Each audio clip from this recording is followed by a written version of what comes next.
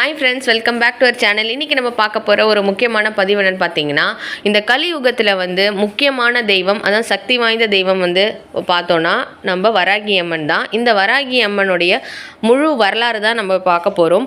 அது மட்டும் இல்லாமல் ஒரு சில வாழ்க்கையில் நிறைய பேருக்கு வராகி அம்மன் கும்பிடுறதுனால அற்புதங்கள் நடந்திருக்கு. அதை பற்றியும் இந்த வீடியோவில் நம்ம பார்க்கலாம். இந்த வீடியோக்குள்ளே போகிறதுக்கு முன்னாடி நம்ம சேனலை ஃபஸ்ட் டைம் பார்க்குறீங்கன்னா சப்ஸ்கிரைப் பண்ணிக்கோங்க. பக்கத்தில் இருக்க ஆல் ஆப்ஷன்ஸ் பட்டன் கிளிக் பண்ணிக்கோங்க. அப்போ தான் நான் போடுற வீடியோஸ் வரும். வாங்க வீடியோக்குள்ளே போகலாம்.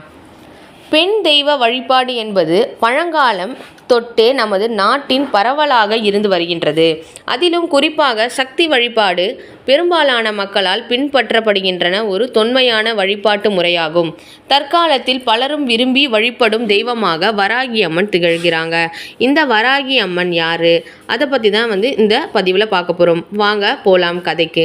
வராகி அம்மன் பிறந்த கதையை பற்றி பார்க்கலாம். இந்து மத புராணங்களின்படி வராகி அம்மன் என்பவர் அன்னை துர்கா தேவியின் ஒரு அம்சமாவார்.